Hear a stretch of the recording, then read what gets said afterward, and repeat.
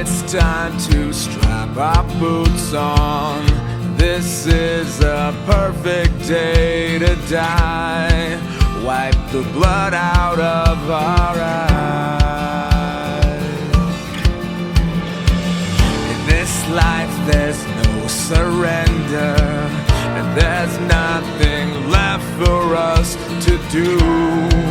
Find the strength to see this through. We are the ones who will never be broken. With our final breath, we'll fight to the death. We are soldiers, we are soldiers. Hey everybody, it's Daphne here at Laura Entertainment, Interviews with Soldiers. We are sitting down with the very lovely Crystal. How you doing? First female ever to be on this. I'm doing great. Thank you. You are the first female to actually been on this segment. Oh, wow. Well, that's an honor, and I'm grateful. Thank you very much. You need to get more to come out. I'm telling you, I've been trying for a long time, and it's like where I know there's females in the army or even services. Period. Come on, come forward. You know what I mean? Well, if you are actually uh, looking for quite a few female veterans, there is a female veterans network. So anytime you need any female veterans, if maybe like if I'm not the right person for the part and you're looking for a very specific type, I can help you find somebody. um, That'll if it's not me, it could be some friends. I mean, there's like a slew of veteran females in the industry, and like But they they are. don't have to be in this industry. That's where people get confused when I put this out. These are interview segments, okay?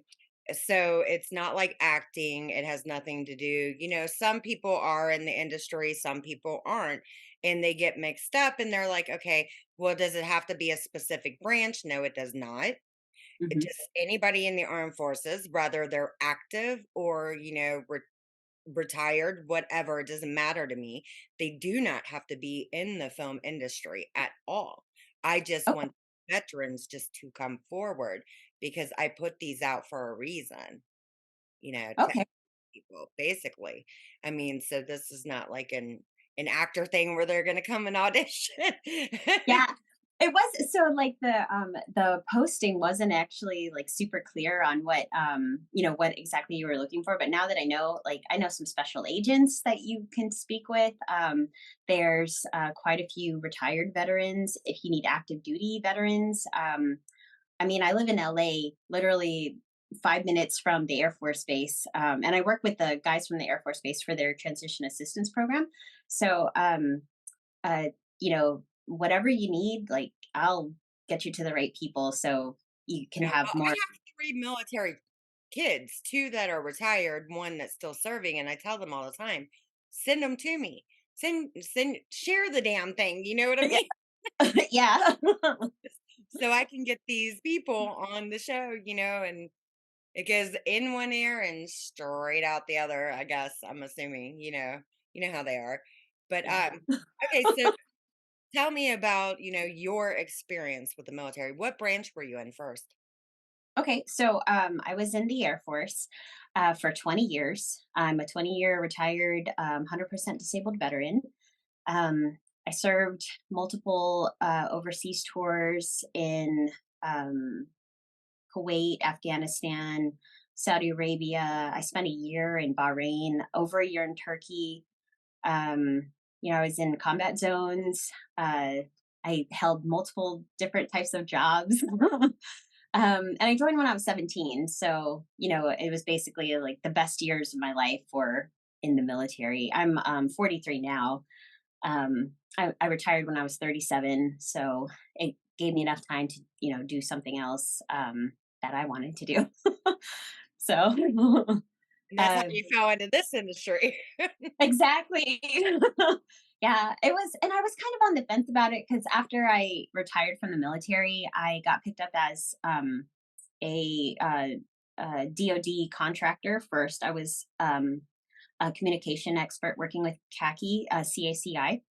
And then I transitioned from contractor to government civilian. I worked for the DIA, which is the Defense Intelligence Agency.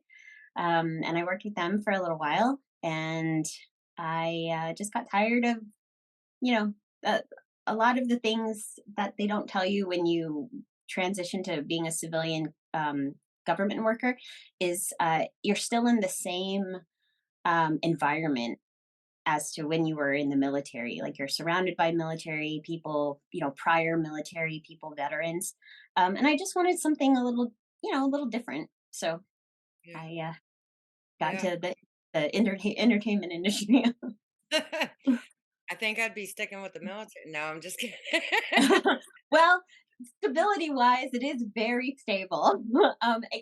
Even with the the government shutdowns, I've had to go through a couple of those when I was active duty, and while I was a civilian, and even with those, they still I was fortunate enough to get back pay.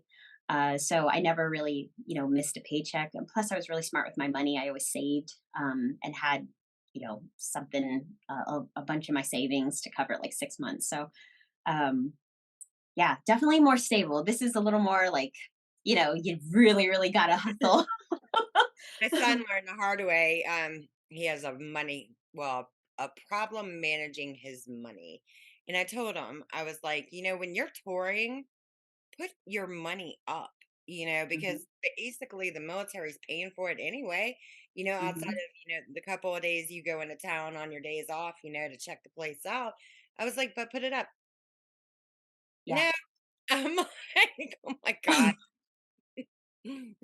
Crazy. He's better now. He's married, thank God. So at least Um, the wife has control of that, hopefully, because he's got habits. yeah. Video games Yeah. are his downfall. Well, I think you just get so used to having that, income steadily coming in where it's like, okay, if I want to buy something, I can get it right now. It's like, especially um, I don't know what his situation is, but especially if you have a lot of life changes that require, you to spend a lot of money at the time. But yeah, good on you for telling him. Don't listen. They Yeah. don't listen. I'm telling you.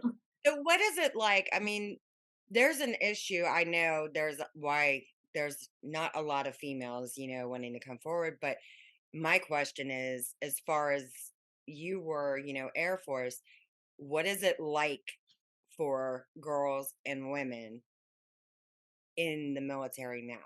Are you guys treated okay? Or is there a difference where you've got the men and they believe they're gold, and then you've got, the women being treated differently than the men because they think a woman can't do what a man can do, but we could do it better because we're smarter, you know? Well, our brains do work a little differently than our male counterparts.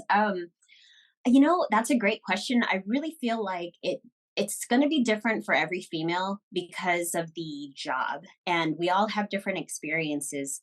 When I first joined the military, I was fortunate enough to get an intelligence analyst job. I was a SIGINT analyst, a signals intelligence analyst. Um, and the ratio from male to female was pretty much like 1 to 1. So, we were all treated pretty equally.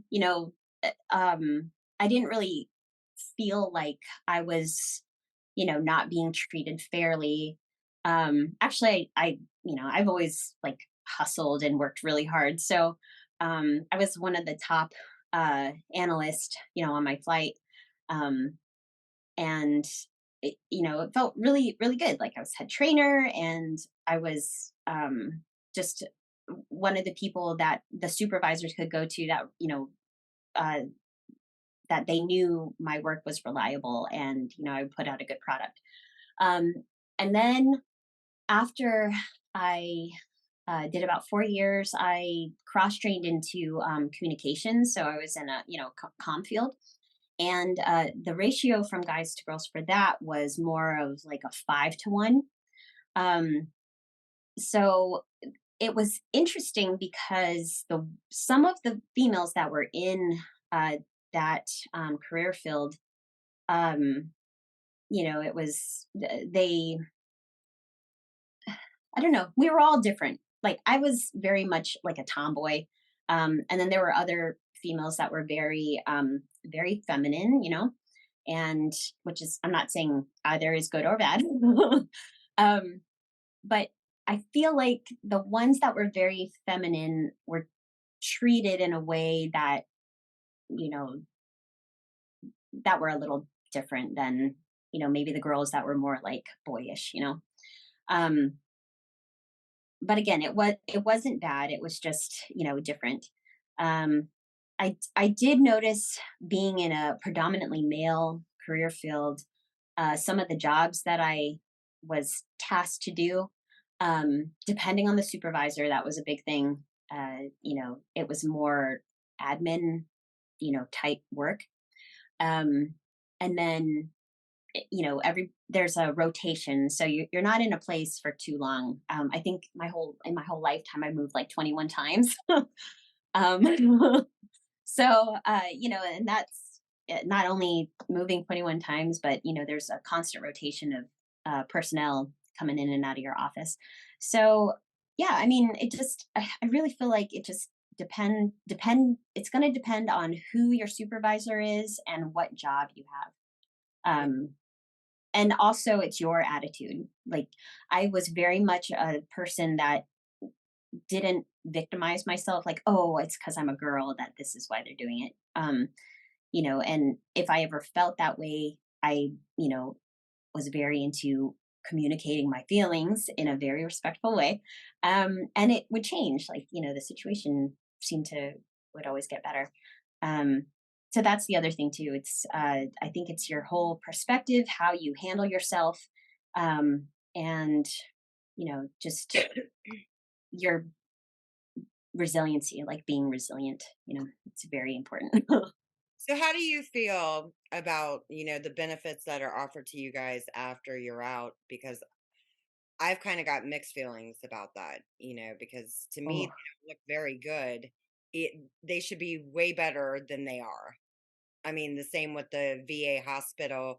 There are people that get out and it takes months to get in, and I think that's ridiculous. And then, you're really not supposed to, I guess they tell you not to go to a regular hospital. If it's something you have to go to the VA specifically, which makes no sense to me.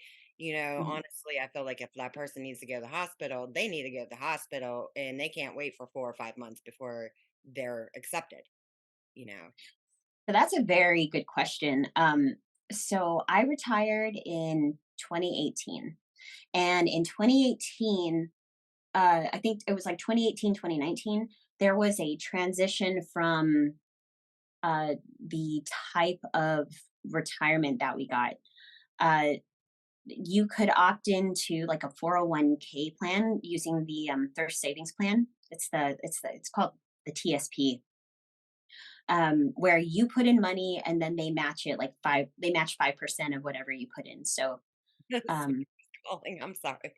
oh, it's okay. Minute somebody was calling. I know. I told everybody, leave me alone when I'm doing these interviews. Okay, go ahead. Oh, it's okay. Yeah, so that was around the time of the military transitioning into more of a 401k plan, which is what they offer their, government civilians.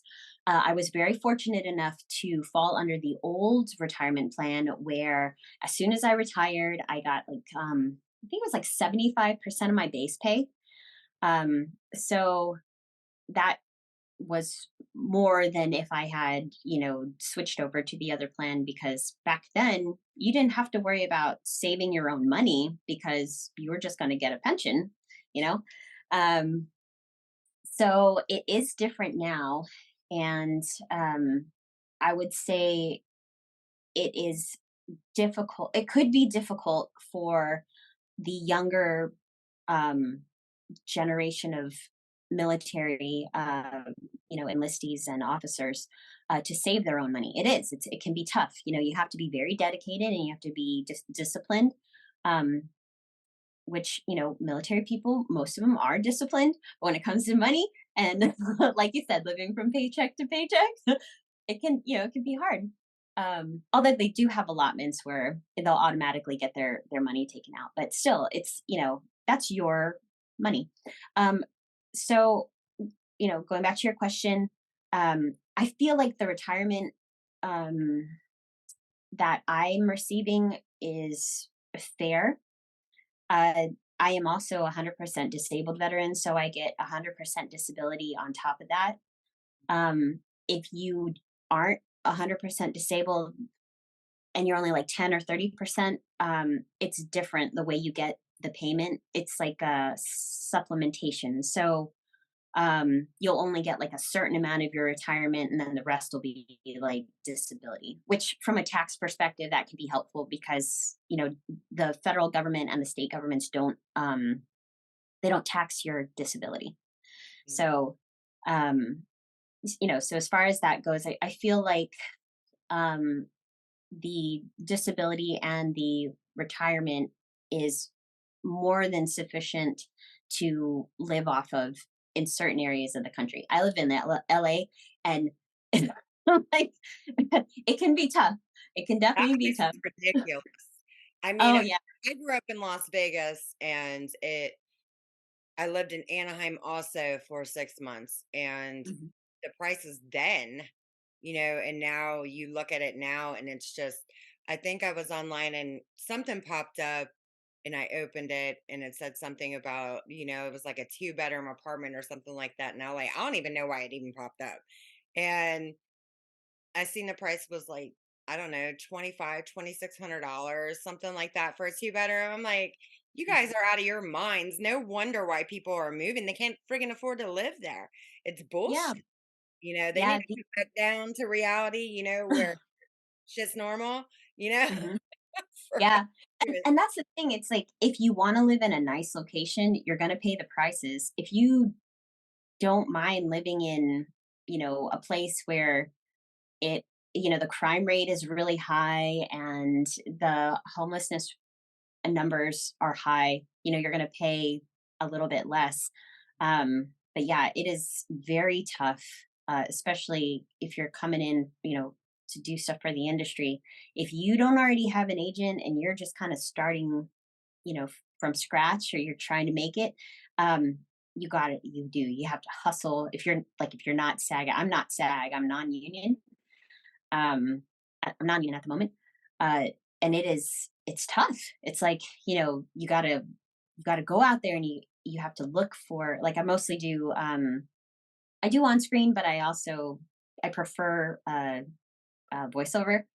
Um, so, finding the jobs, finding the platforms, to submit for these auditions and then auditioning and actually getting the audition, it's tough. And if you're going to do it full time, you know, and not have any other supplementation, it's like you got to live in a tiny house on a friend's, like, driveway or something like. One of I'm those just little sheds pods. exactly, yeah. Which I'm not Little knocking that pod. either. 'Cause if I could, I totally would. But so yeah, I mean, it's definitely a difficult thing. But yeah, going back to how we're being treated, and if we make enough, it's very dependent on where you live. What your goals are for what you want to do. I mean, you can live in Louisiana and get a nice place and live comfortably on your military retirement. So it's really up to the person. It's like I feel like we are um, a, a product of our own choices.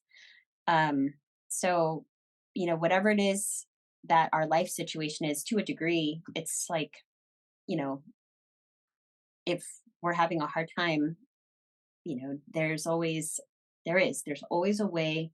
There's resources out there to help you change your stuff. But as far as like, You've been on the link or actually on the website. I have a page that has the artist names for the music I use, and then it has the resource links that take you to all the resources. I mean, I try to grab as many as I can. If there's more out there, hell, I'll find them eventually and get them on there. But I mean, Hmm. that kind of brings us, to the next question I was going to ask as far as what do you believe? Because I mean, anymore when you're driving, and I know this Hmm. is with everybody, when you're driving and you see the people that you can tell that are drug addicts that are panhandling, and you can tell the difference between them and the real true people that are actually veterans out there. You know what I mean? Yeah. So transitioning back to where you're coming out and those people end up in those situations to where they're the ones out there with the sign, you know, do you think that's because of mental issues from everywhere they've been, or maybe the transitioning just wasn't, taken care of, or they wasn't given the right resources to go and get a hold of? You know what I mean? Hmm. That's not, God, you have great questions, Daphne. Okay, so that is a great question. I've actually met homeless veterans that it's their choice to be homeless. Um, and I've met ones that, they've had trouble adjusting to civilian life, and, they do turn to drugs and alcoholism. The people on the side of the street that panhandle, um, those folks, it is a it is another way for them to get money, because they are probably bored. Uh, but there's a thing called the Transition Assistance Program that has, it's a mandatory thing that every service member has to go through when they are retiring or separating from the military. And it's something you can take it, I think it's like you can take it 3 or 4 times before you actually separate or retire. Um, and they give you all of the resources. There is a physical, a mental, and a regular physical that you have to go through before you separate. Um, and there is a plethora of um, of there's a lot of help out there for veterans that want it. I think the thing is with the folks that um, are panhandling, if they are the veteran, if they really are veterans, um, they, they just don't. I don't want to say that they're lazy Handle or things. anything like that. Yeah, it's like it is definitely a mental thing. It could be when they retired, uh, they they couldn't adjust, so they went a little, they had some mental issues, and this is all they do, because they don't know what to do, and they don't want to get help, um, because there's tons of help, uh, especially if you're in a place where there is a VA center, which every single state has a VA center, uh, and or if you live close to a military installation, like a fort or an air base or something like that. So there is definitely help. I feel I want to say, because I'm not one of those veterans that are panhandling, so I Yeah. can. It's very difficult to put myself in their shoe, but I do have. When I retired, I had severe PTSD, and it took about 3 years of therapy to get to a point where I felt comfortable joining, the civilian sector again. Um, so I can definitely see how that would be difficult for them to adjust. But that's again, that is up to them.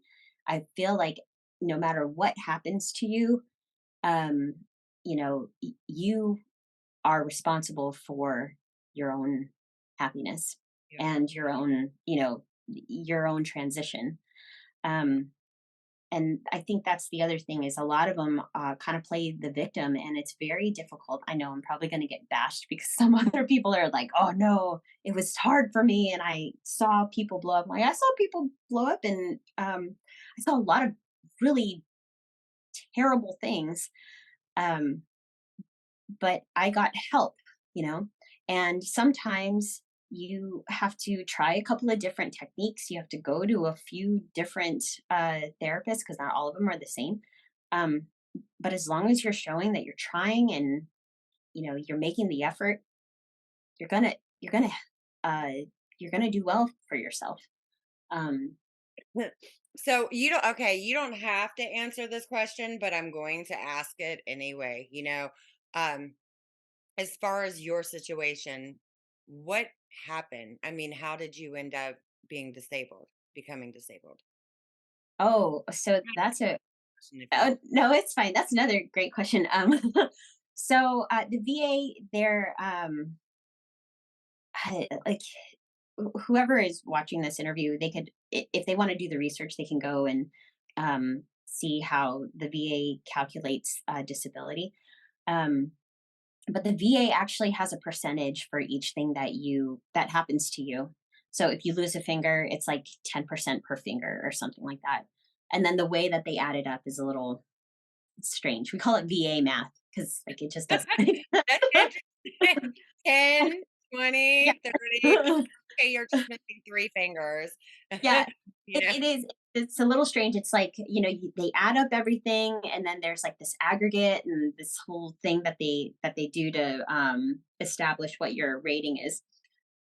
Well, I had quite a few injuries. I think I had like 11 procedures. I broke my nose like 10 times. I had a traumatic brain injury, or I have a traumatic brain injury. You don't actually heal from this. Um, lots of issues with mobility, like my knees, my feet from wearing combat boots for like 20 years. Yeah.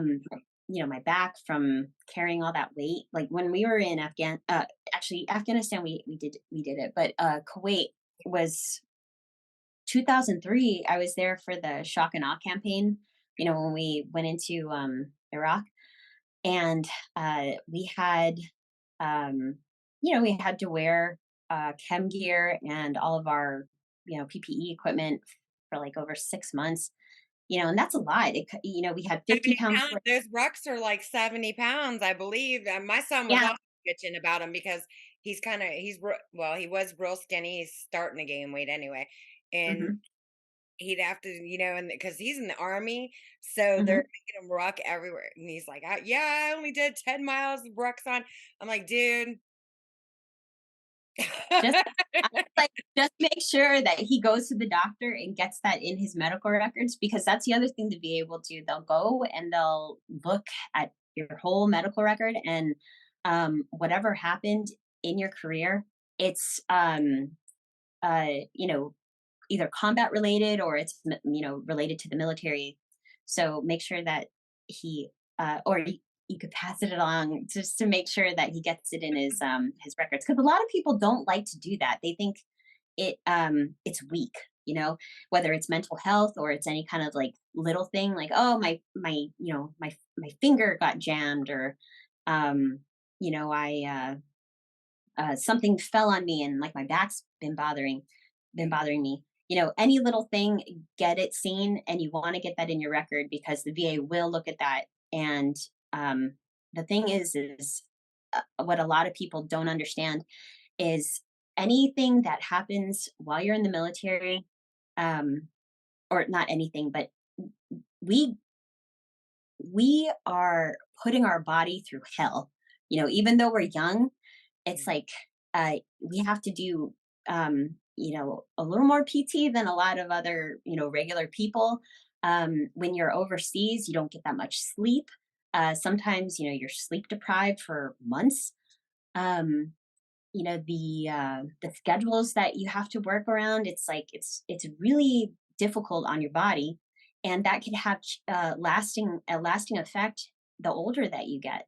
So the whole reason that the VA is here is to recognize and treat all of those things that happen to you while you're in the military, because they know it's like, you could retire at 40, but you have the body of like a 80-year-old, So, yeah, so the stuff that happened to me, it was, just it was tough. It was, and again, I talk about resilience a lot. But you have to build up and be resilient to last, especially in a career like, uh, you know, like a military career, not like, but a military career. You have to be very resilient, um, mentally and physically. But now it's, especially, again, being in the entertainment industry and just doing voiceover, um, it's nice because I can still, do my workouts, but it's not so hard on my body. And I can do workouts, that are specific to my needs. The other thing that I've noticed that the VA is starting to jump onto is, alternative, uh, um, treatments.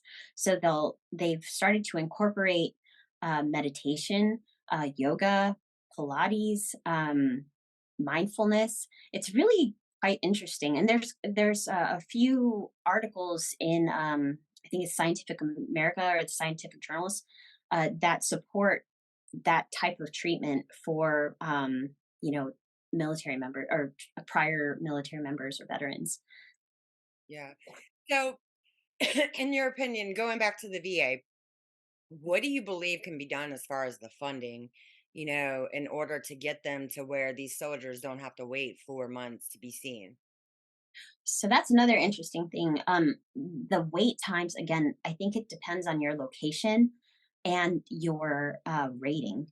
Because if your rating is, I think, under 50%, there's a priority list. Mm. So, like, me with my rating, it's 100%. So I get seen quickly. Yeah.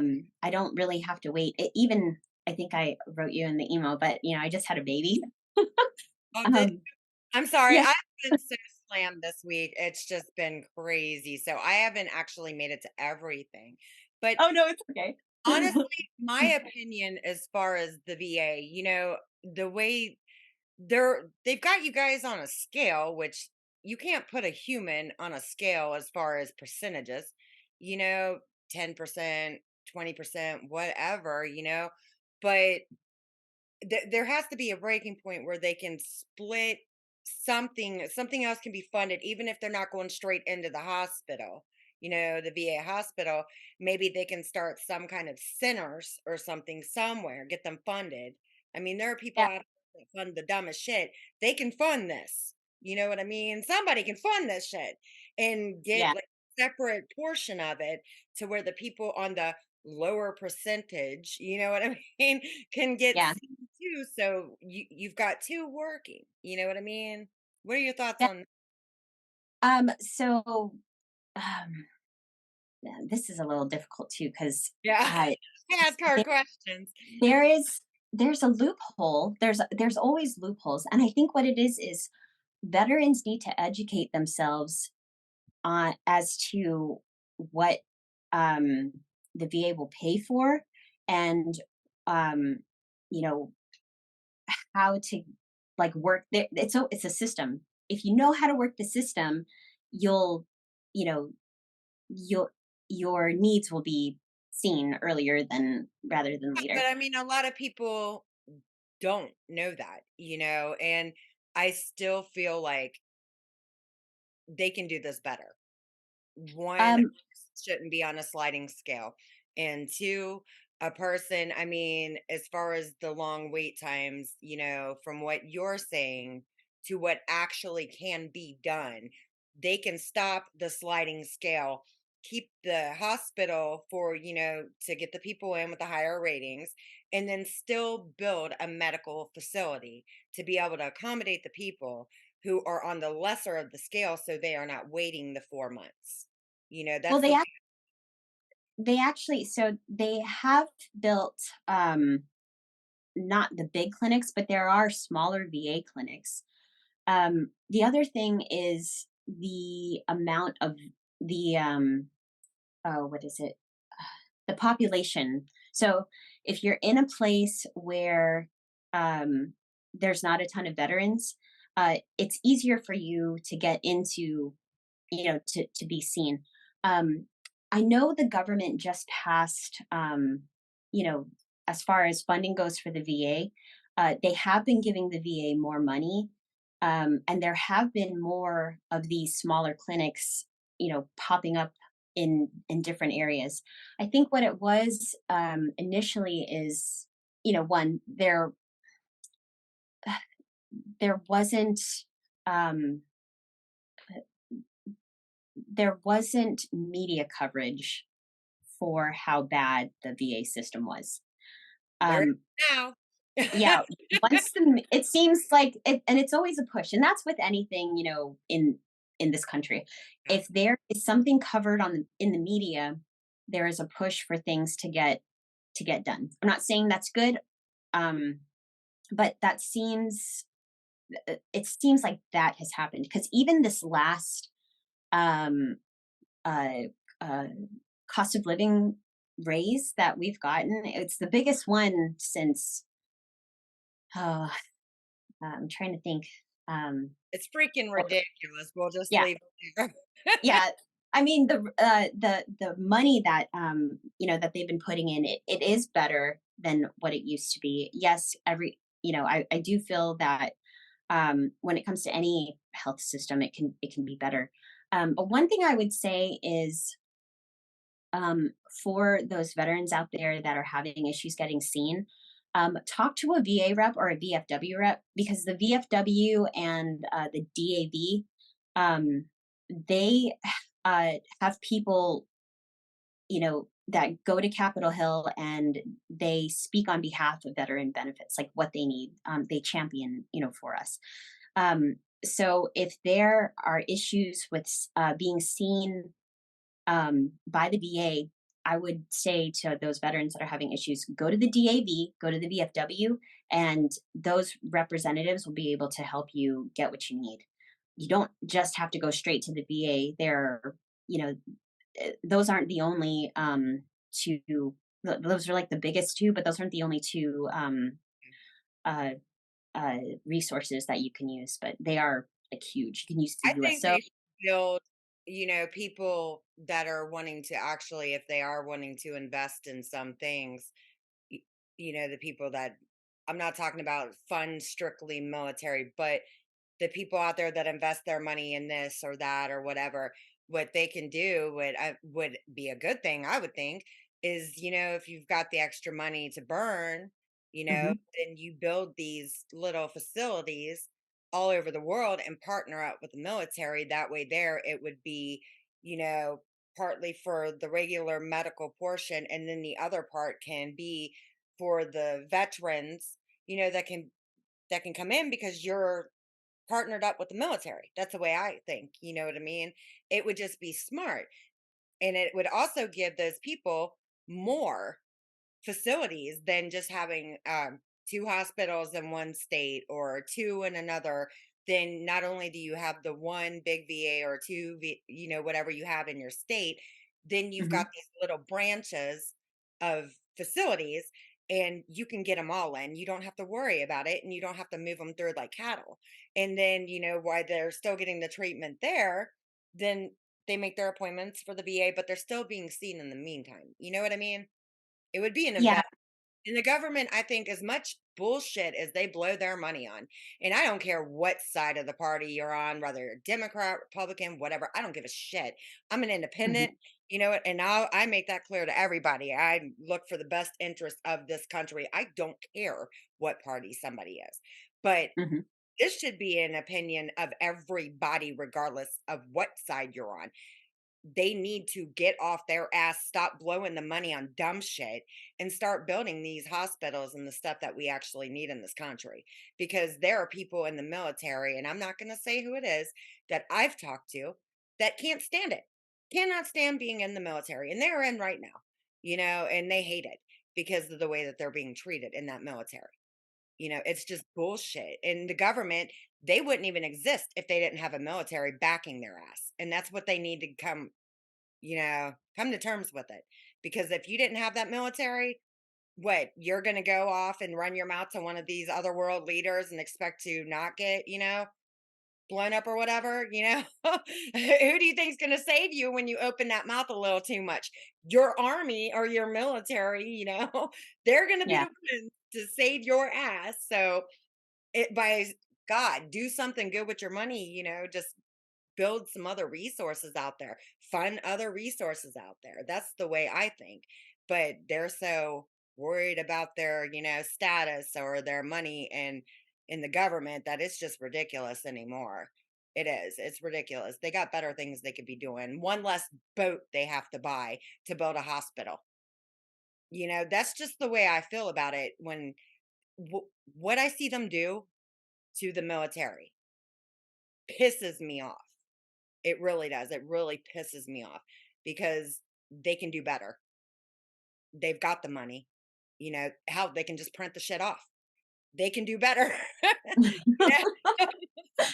Well, You're I wish to the everybody list. was this passionate. I get passionate about that stuff. I have military in my family and my kids, are military. So it's just like I sit here and I see all this and I know something can be done about it. It's whether or not they choose to get off their ass to do it, you know? Yeah, it's definitely, Sorry for the it's rant. no, no, that's great. I mean, I love to see people passionate about, the servicemen and women, people that have, I mean, not just the current ones, but, even our, older veterans, because, it is, you give so much and, um, not everyone realizes, all of the, basically what you give up to, or what you volunteer to give up, to make this country safer and better, or just, give it security, peace of mind, So, yeah, you rant away. Trust me, honey, I would. They would not like me if I ever went to Washington because I'm just that person. And this is what I tell everybody. I'm that person, I'm that friend that you cannot have on speakerphone because I have no filter whatsoever. And I am brutally honest and I will just bam, right into them. Just keep digging, digging, digging. They would hate me. They'd probably kick me out of Washington. They probably, if I show up with a press pass, they're going to be holding flyers. Like, please don't let her in. Give her to her. You know what I mean? She's going to ask us questions. At least you ask the questions. A lot of people, they just, do the rant first, before they try to understand it. So it's good, like I love the fact that you're doing these interviews to, have a better understanding of, what people people go through. So that's really good. Mean, that this should have happened. I mean, I get the news and the mainstream media and all their bullshit that whatever they want to edit, but I don't edit my videos. I'm going to let people say whatever they want to say. It does not matter. They need to be able to say that. And I started these interviews, along with I do the other segments too, but these are Mhm, important to me just because, this is stuff that needs to be known. And people shouldn't be ridiculed for their opinions. And the mhm, whole taking away the freedom of speech shit, and even on Facebook, whatever. I can't stand certain social media platforms that much. I get on and then I'm not on long and then I'm off, just because mhm. I feel like they're taking our freaking freedom away with the bullshit that they pull, they just pull it. And somebody's got to say it. So I started these segments. I originally was going to launch this in February, and Mhm. my brother had passed. Oh, So that took sorry. me into March, and then I started dropping them in March. I mean, I had to put it off for a little bit, but ever since then, I'm like, the more the merrier. I mean, come on, Yeah. the more the merrier, soldiers. Let's go because I'm on your all's team and they can't pull this shit because it's on Google, you know. Look to you, Yeah. you know. Seriously. I mean, so as far as the acting, how did you manage to fall into that? I mean, you always loved that, or the Oh, entertainment that's a industry? no, that's a good question too. My mom actually. So my mom's Filipino. My dad's half German and English, and they. My mom was very into getting us, uh, making sure we were well rounded. So we did acting and dance and singing and all of these very creative things. And then dad, he wanted to make sure because I have a sister, two girls. He wanted to make sure we could defend ourselves, so he got us into like martial arts, wood, kind of woodworking, more like home improvement stuff. He's a mechanic, but he also does handyman stuff. So we had the um, logistical stuff from our dad and the creative stuff from our mom. Um, so growing up, it was always, we were in theater, some, musical theater or just regular, in plays and stuff. And then when I was in the military, um, I don't know, I guess there was always like this creative outlet when I was in Intel. There were these, I'm not going to go too much into it because it's Intel stuff and, I don't like saying too much about that. um, but there was this one thing that we had to do every night where we would call up call signs um, to, I'll just say distant end. And the, I saw it as an opportunity to try out like different accents because it was very mundane. It's like the same thing every day. You just call out these different call signs, and I would try to. And it was two-person integrity, so there was always like me and someone else, there making sure that we were doing it correctly, or not doing it correctly, but everything matched up. So it would be like a British accent or a country accent, or like uh, when I got into communication, we did these things every quarter. It was basically to test our readiness. So we would go out and do these exercises, like out in this field, and our radios. We would have this group. It would be the opposing forces group where they would go and attack the little camp that we would set up. So there's a couple of instances where the opposing forces got control of our radios, and I was able to make sure that we had continuity because one, my voice is very unique, and they couldn't mimic it. They couldn't, Couldn't pretend figure to it be. out. Yeah, and it was funny. Give One of an them, example of what you were doing out there in the field when you were beta, y'all. Beta, y'all. what? Give you an example. Yeah, So yeah. bad. Well, it's very tough because sometimes I just don't really know what to say except for the call sign, and those can be very difficult to say all in a row. So that's the country one, and then. If I really want to get classy, I will put on this very posh British accent. That's Very great. so. The people at the other end of that, I mean, thank God it was our people, but if it had been somebody else, they'd been like, "What the hell is going on here?" You know? Well, you'd be surprised. There's quite a few people from other countries that join our military to get their citizenship. It's a very, I love it. It's a way to show your patriotism and serve the new country that you're looking to be a part of. I mean, my mom's dad, my grandpa, he was from this little town in the Philippines, and he joined the Navy, and that's how he was able to get over. I mean, he had a very good career. He worked in the White House as one of the chefs, or I think he was like head chef for a while, for like Kennedy and Reagan, Carter, like a bunch Back of. the good presidents were in. Yeah, yeah. So Back then. yeah. I'll But say it. Hey, I'll say it like it is, back presidents were good in the day. but yeah, I mean, going back to the whole acting thing, I think after my time in DIA, because I was in Germany, I had originally gotten hired in Tampa, and then moved to Germany, to do stuff out there. And I think I was just tired. It was right before COVID, and I was like, you know what? I'm gonna try something else. So I quit. I put in my 2 weeks notice, and I just did. At first, I wasn't sure what I wanted to do. I just knew that I wanted to do something else, and then it was weird. All of this like voiceover stuff started flooding my feed. Um, and then there was a voiceover coach that her videos kept coming on. Her name's Gabrielle Nistico. Um, but all of these videos of hers just started like filling up my stuff. So I contacted her, and I that was like the first, like the catalyst for like this It was whole a thing. sign. Facebook. Yeah, It was yeah, a Facebook. So yeah. what's in your future? You got anything coming up? Anything you're doing special?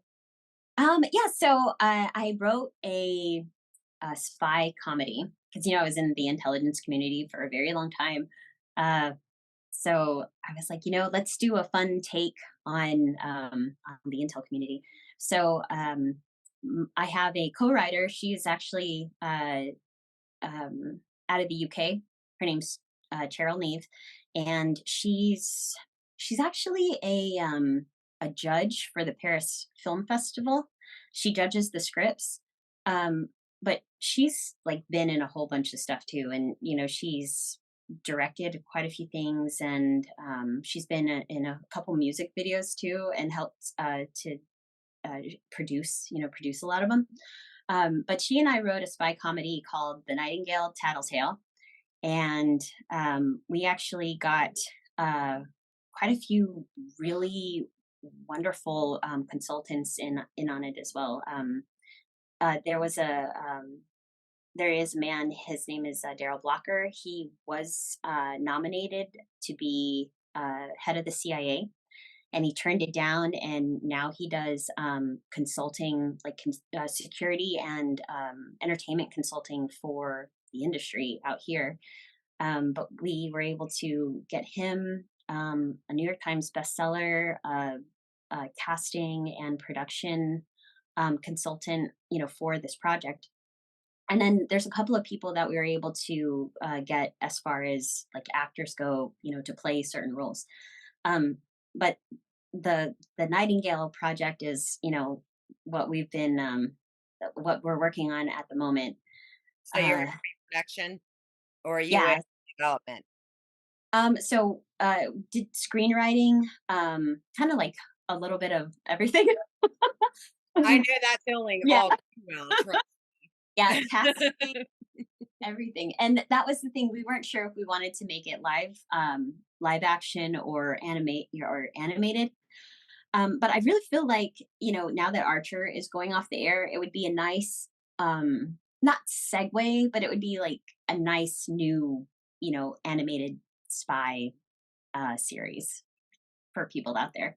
Um, and yeah, so there's that. And then, just uh, whatever, whatever I find. I am the narrator for the Lola Dutch. It's a kids book series. So I was able to get that, and I'm in a few cartoons, but I do a lot of corporate stuff. Even making, these little audiograms for these companies. It's like a whole mix of stuff. And then I started getting into talent management, not agent. It has to be very specific because LA, they are very like, you need like a certification for I own a being. talent management company. That's one of the 3 businesses I own. Management, I'd steer clear Oh, because, I mean, from experience, it's a headache. It is. I mean, it is. The people that are with me now, yeah, but there are people out there that just think that they can just walk all over their managers and their agents, and they don't realize that the industry is not that big and that people do talk, yeah, regardless if they know that or not. And if there's an issue with one person, believe me, there's going to be about 25 more that are going to know about that same issue.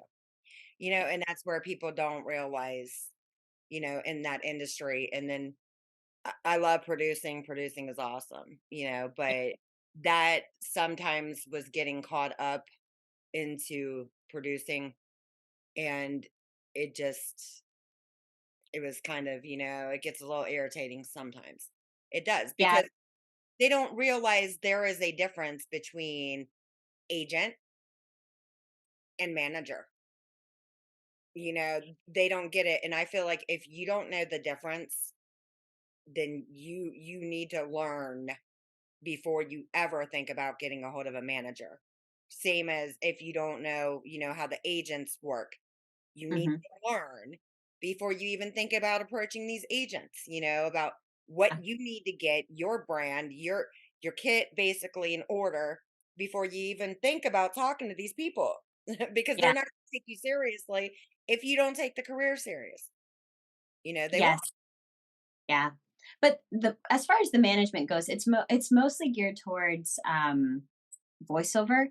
So, like, managing voiceover artists has been very, I'm gonna say it's, like, fun.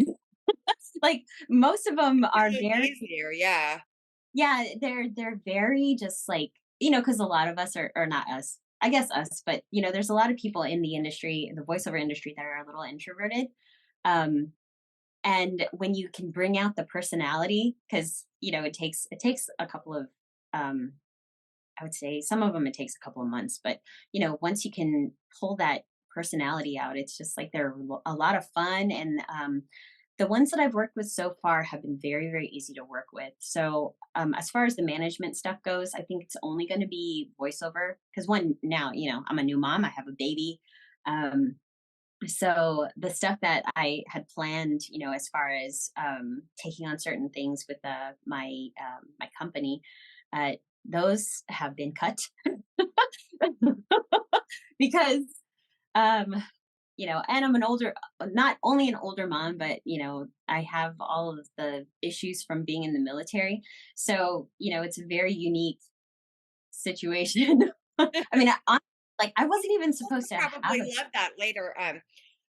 Every one of my kids have had the opportunity to actually be on camera, but they wanted Mhm, it part. And then my daughter, who's actually sitting in there, she mhm. does not want to be on camera at all, but she does want to do voiceover. And I said, Oh. she's really good at animation. Like, this girl can draw. I can draw stick people, but Mhm, she can draw. And the animation portion of it, that's really what she's wanting to do with the voiceover, which is going to be fun. But I'm looking for like that perfect person to train her. And I don't mhm. blame her. If kids don't want to be on camera, they shouldn't have to be on camera. I'm not going to force them to be on camera. Yeah, If you're wanting in, then you still have to follow. You got to take classes. That's how I yeah. explain that to That is her. fun.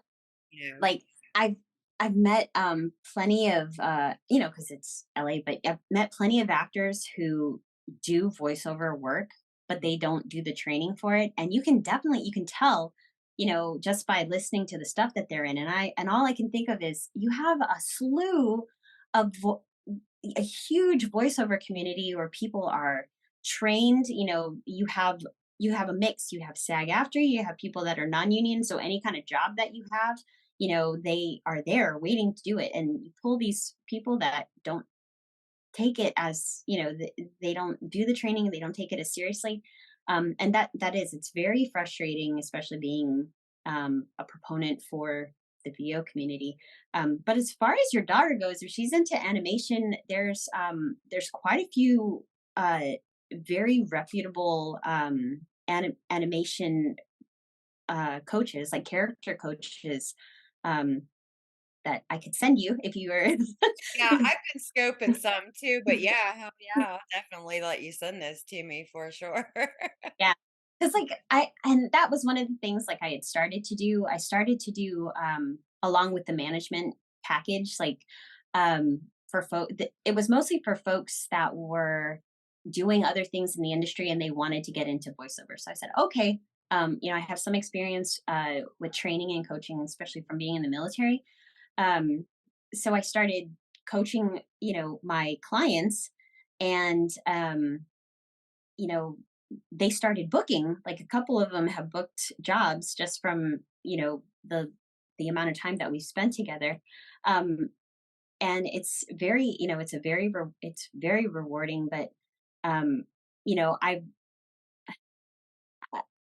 am I have a certain way that I coach people. I really feel that if you want to get the most out of your training, you need to go to different coaches. You have to try out different people because one, everyone has um, a different way of teaching, certain skills, and they have different, things that have happened to them in the industry. They have different um, things that they can teach. Sorry, I'm having a mom brain moment right now. Like, You're it's but yeah, I You mean, gotta go out there and get yourself trained before you come to people like me. Or that's fair. even her. All right, so we are gonna wrap this up. We are gonna say thank you, Crystal, for definitely being the first female on here for Thank sure. Thank you for you. your service too, definitely. Yeah. Thank you. It was a pleasure, and this was a lot of fun.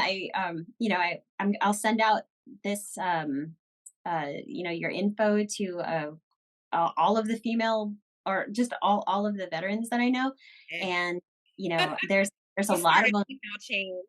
Yeah, yeah, definitely. And a lot of them, they've gone on different paths. Some of them are like more spiritual paths. It's just like I love seeing what happens when people separate and go on their own journey. Um, so I really feel like the folks that do, respond to you and come forward, they're going to be really interesting people. So it's good. All right, you guys, we're gonna say goodbye this time from Laura. See you next time. Thank Bye. you. Bye.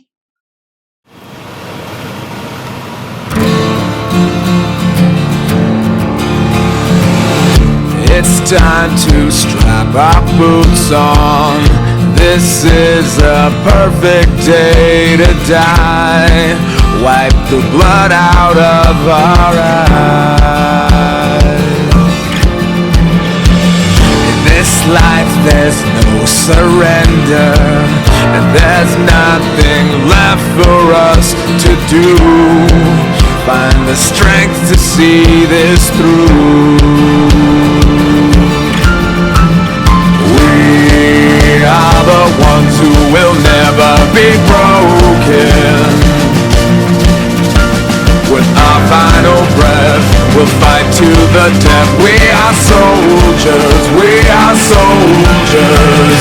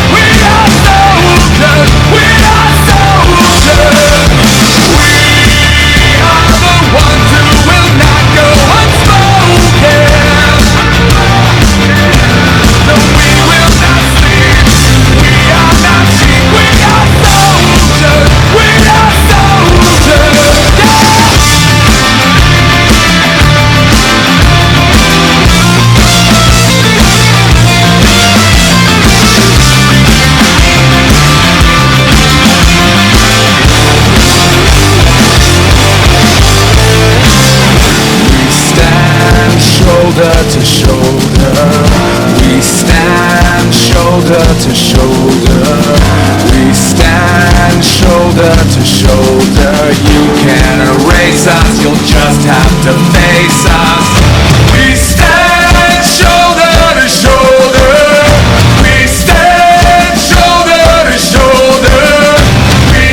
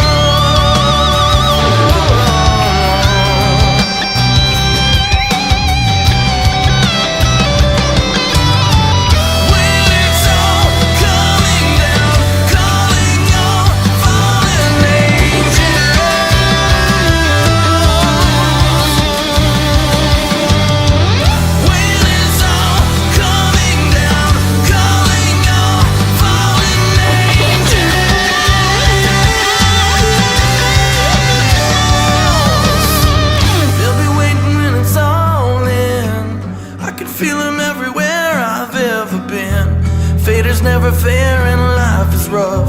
It's gonna be a good time catching up.